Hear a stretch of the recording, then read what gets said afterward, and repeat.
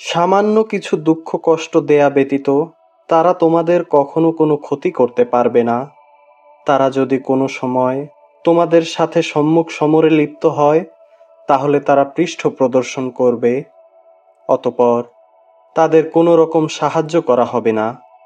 যেখানেই এদের পাওয়া যাবে সেখানেই এদের অপদস্থ ও লাঞ্ছিত করে রাখা হবে। তবে আল্লাহ পাকের নিজের ওয়াদা ও মানুষের ওয়াদার মাধ্যমে কিছুটা নিরাপত্তা পাওয়া গেলে সেটা ভিন্ন। এরা আল্লাহর ক্রোধ ও গজবের পাত্র হয়েছে। এদের ওপর দারিদ্র্য ও লাঞ্ছনা চাপিয়ে দেয়া হয়েছে।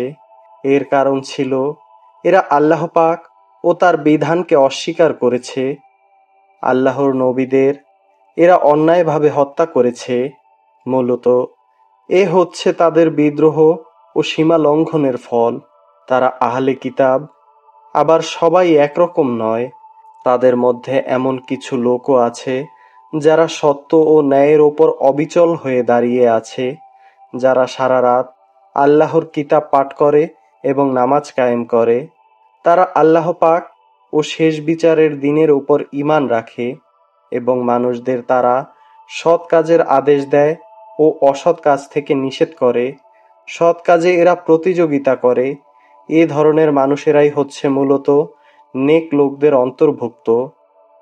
তারা যা কিছু ভালো কাজ করবে প্রতিদান দেওয়ার সময় তা কখনো অস্বীকার করা হবে না, কারণ মহান আল্লাহ পরহেজগার লোকদের ভালো করেই জানেন। এ কথা সুনিশ্চিত, যারা আল্লাহ পাককে অস্বীকার করে তাদের ধন সম্পদ সন্তান সন্ততি মহান আল্লাহর মোকাবেলায় তাদের কোনোই উপকারে আসবে না, বরং তারা হবে নিশ্চিত জাহান্নামের অধিবাসী। সেখানে অনন্তকাল তারা পড়ে থাকবে। এ ধরনের লোকেরা এ দুনিয়ার জীবনে যা খরচ করে তার উদাহরণ হচ্ছে যারা নিজেদের উপর অবিচার করেছে সে দলের শস্যক্ষেত্রের ওপর দিয়ে প্রবাহমান হিমশীতল তীব্র বাতাসের মতো, যা তাদের শস্যক্ষেত বরবাদ করে দিয়ে গেল। মূলত আল্লাহ পাক তাদের উপর কোনোই অবিচার করেননি, বরং কুফরির পন্থা অবলম্বন করে এরা নিজেরাই নিজেদের উপর অত্যাচার করেছে।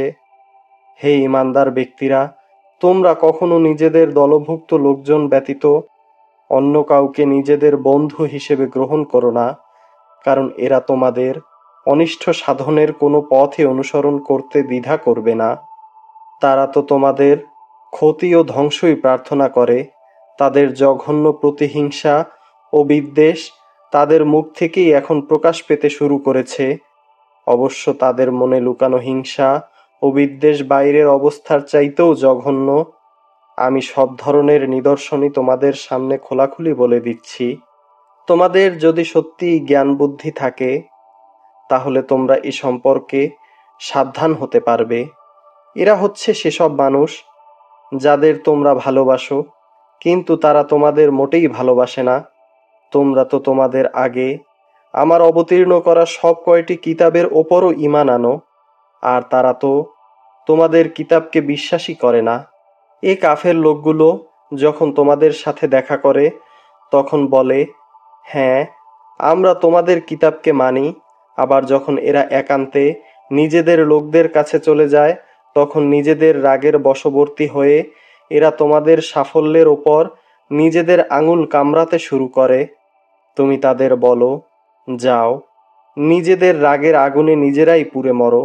অবশ্যই আল্লাহ পাক এ কাফেরদের মনের ভেতর লুকিয়ে থাকা সমস্ত চক্রান্তমূলক বিষয় সম্পর্কে সম্যক অবগত আছেন। তাদের অবস্থা হচ্ছে, তোমাদের কোনো কল্যাণ হলে তার জন্যে তাদের খারাপ লাগে, আবার তোমাদের কোনো অকল্যাণ দেখলে তারা আনন্দে ফেটে পড়ে। এ প্রতিকূল অবস্থায় যদি তোমরা ধৈর্য ধারণ করতে পারো এবং নিজেরা সতর্ক হয়ে চলতে পারো তাহলে তাদের চক্রান্ত ও ষড়যন্ত্র তোমাদের কিছুই ক্ষতি করতে পারবে না।